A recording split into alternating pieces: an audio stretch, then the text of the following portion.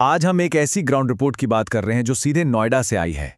एक पिता की कहानी जिसने अपनी आंखों के सामने अपने बेटे को दम तोड़ते देखा। ये कहानी सिर्फ एक हादसे की नहीं है, बल्कि एक पिता के इंतजार और सिस्टम पर उठते गंभीर सवालों की है। चलिए इस पूरे मामले को समझते हैं।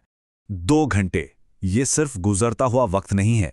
नहीं, ये इस पूरी कहानी का, इस पूरी त्रासदी का आप कह सकते हैं दिल है।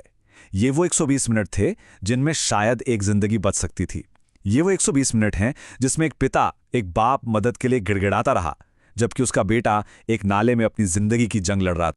सब देखते रहे, कोई कुछ नहीं बोला।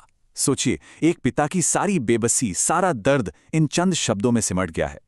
रिपोर्ट के मुताबिक ये उस मंजर को दिखाता है जहां भीड़ थी, अधिकारी थे, लेकिन मदद के लिए कोई आगे नहीं आया।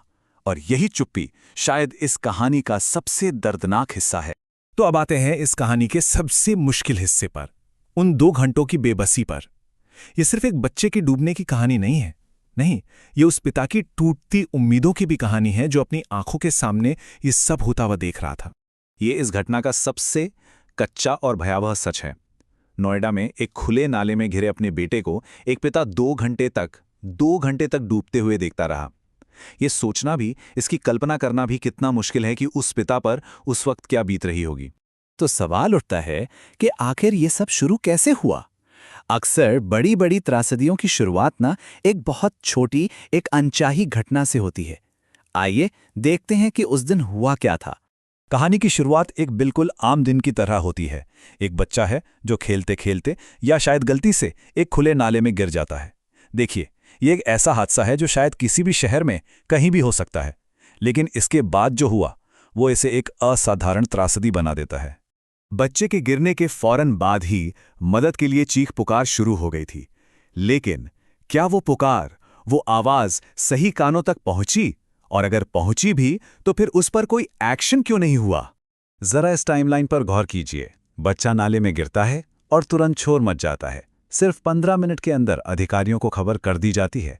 रिपोर्ट के मुताबिक 1 घंटे के अंदर अंदर तो कई सरकारी अधिकारी मौके पर पहुंच भी जाते हैं, लेकिन बच्चे को बाहर निकालने में पूरे 2 घंटे लग जाते हैं। हर गुजरता मिनट बस उम्मीद को कम कर रहा था। और यहीं से इस कहानी का सबसे गंभीर पहलू सामने आता है, सिस्टम की खामोशी।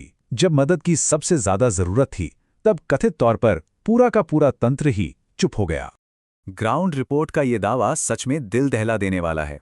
आरोप यह है कि सरकारी अमला मौके पर मौजूद था, लेकिन वो बस देखता रहा। सवाल ये उठता है कि अगर मदद करने वाले ही सिर्फ तमाशा देखने वाले बन जाएं, तो फिर एक आम इंसान जाए तो जाए कहां? यहां देखिए कि होना क्या चाहिए था और असल में हुआ क्या। उम्मीद तो यही थी कि फौरन बचाव का काम शुरू होगा, सारे विभाग मिलकर बच्चे को बचाने में जुट जाएंगे। लेकिन कथित हकीकत क्या थी? ये कि अधिकारी अपने अपने इलाके, अपने अधिकार क्षेत्र को लेकर बहस कर रहे थे, और बचाव के लिए जो जरूरी सामान चाहिए वही वहां मौजूद नहीं था। चलिए अब वापस उस इंसान पर आते हैं, उस पिता पर जिसके लिए ये 2 घंटे शायद 2 सदियों से भी ज्यादा लंबे थे, जो बस इंतजार कर रहा था। हर बीतते पल के साथ, हर एक मिनट के साथ उस पिता की उम्मीद टूट रही थी।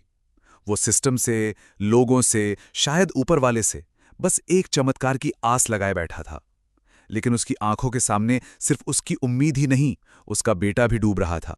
पूरे 2 घंटे तक एक पिता सिर्फ और सिर्फ देखता रहा, क्योंकि बचाव की उम्मीद धीरे धीरे खत्म होती जा रही थी।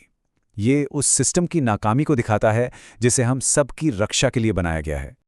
और अब हम उस सबसे बड़े सवाल पर आते हैं जो ऐसी हर त्रासदी के बाद पूछा जाता है, आखिर इसका जिम्मेदार कौन है? रिपोर्ट के मुताबिक जिम्मेदारी कई लेवल पर दिखती है। पहली, मौके पर मौजूद अधिकारियों की कथित लापरवाही। दूसरी, विभागों के बीच अपने अपने एरिया को लेकर हुआ विवाद जिसने बचाव में देरी की। तीसरी, बचाव के लिए जरूरी उपकरणों की कमी। और आखिर में इमरजेंसी में एक्शन लेने वाले पूरे सिस्टम की नाकामी। और यहीं आकर ये कहानी हमें इस एक सवाल के साथ छोड़ जाती है कि जब सिस्टम ही फेल हो जाए, जब नियम, कानून और प्रक्रियाएं एक जिंदगी बचाने के आड़े आने लगें, तो आखिर में जवाबदेही किसकी बनती है? इस पर सोचना बहुत जरूरी है।